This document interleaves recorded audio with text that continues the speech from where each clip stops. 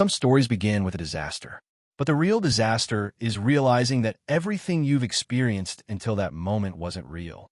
Elena Rodriguez's fingers clenched the edge of the table so tightly that her knuckles turned white. The man across from her was still talking, but his voice sounded distant, as if coming from far away. Every head in the cafe, whispering couples, frozen waiters, all were watching the same sight. A woman with perfectly styled dark brown hair, sitting in a sleek, silver wheelchair. So, seriously? The man stood, his voice echoing across the cafe. You're the girl from the dating app, aren't you? Elena Rodriguez, the tech company CEO, but you. Elena's breath caught. This was it. The moment she had always known would come. You're broken, he finished. The entire cafe froze. Coffee cups hung midair.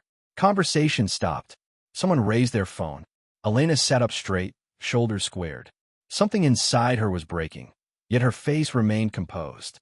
I'm not broken, she said in a calm voice. I'm just different. The man laughed cruelly. Different? I thought I was meeting Elena Rodriguez, the CEO, the million-dollar tech genius.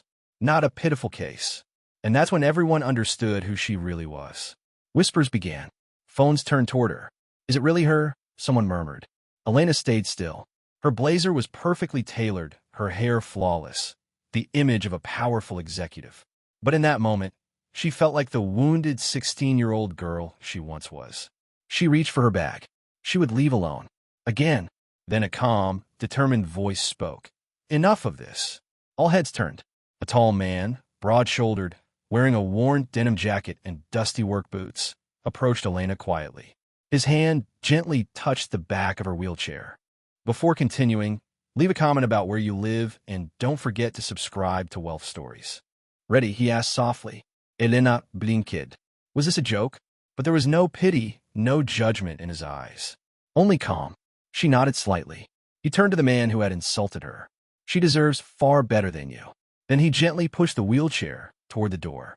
No one dared stop them. They left behind a stunned silence. Outside, the air was cool, carrying the faint scent of rain. Elena felt the tension in her shoulders ease. When he stopped the wheelchair on the sidewalk, she quietly thanked him. Sorry, the man said. Maybe I shouldn't have interfered. But I couldn't just watch. Elena looked at him. His beard was a little long, his shirt old but clean, eyes weary. You don't even know me, she said quietly. He shrugged. I don't need to. Elena took a deep breath. Thank you. Marco. Marco Silva. Elena. Nice to meet you, Marco. For a moment, they just stood there. The sounds of the city and the rhythm of Elena's heartbeat returning to normal. I didn't eat, Elena confessed. I skipped lunch for that thing. Marco glanced at the cafe. I can see it wasn't a good place. He paused. There's a food cart nearby. Not fancy, but their cheesy sandwiches are legendary. Want to go? Elena hesitated, then nodded. I want to. Marco grinned. Let's go. For the first time in a long while, Elena Rodriguez followed someone. Not out of fear or obligation, but by choice.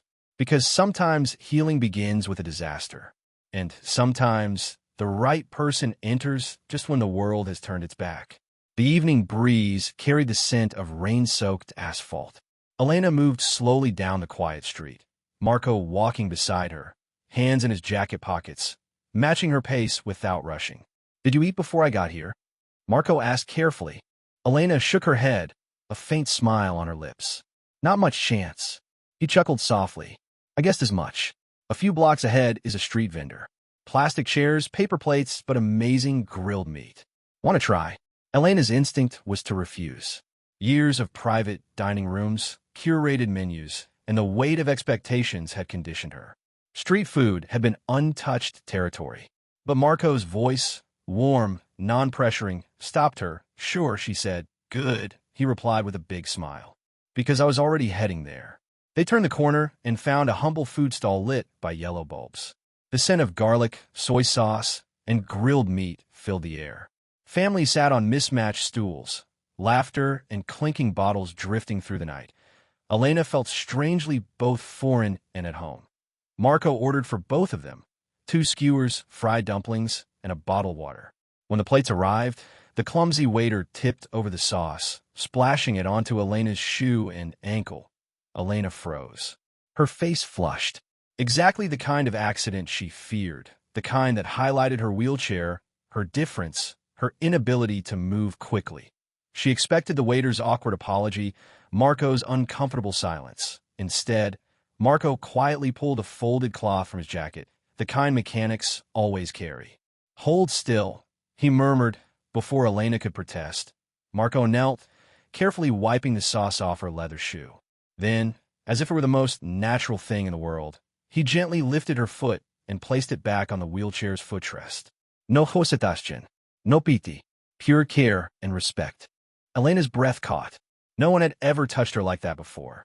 Others' movements always came laced with incompetence or condescension.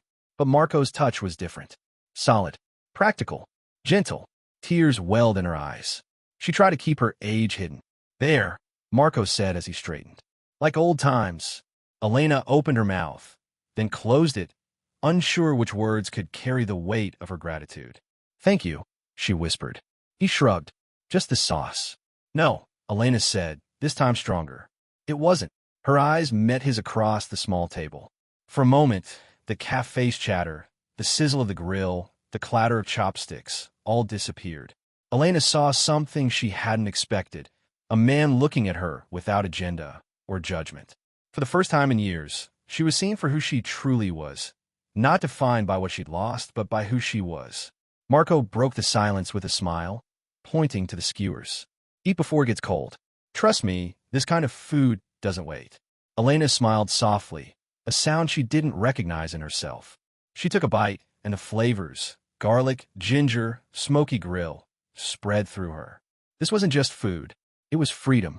And under the yellow bulbs, sitting across from a mechanic whose hands were still a little greasy, Elena Rodriguez, the CEO, the millionaire, the survivor, felt something she hadn't in years seen.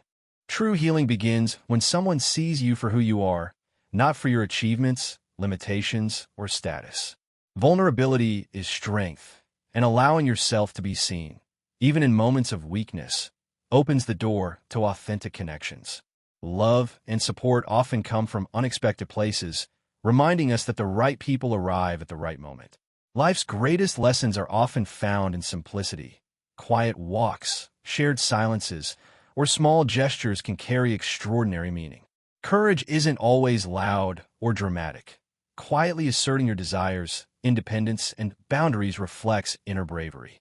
Letting go can be empowering, as protecting yourself and others sometimes requires restraint. Self-worth isn't defined by wealth, power, or public perception, but by being seen, respected, and loved for your true self. Finally, patience and timing matter because healing, love, and trust often take time to unfold, and forcing outcomes can prevent authentic growth.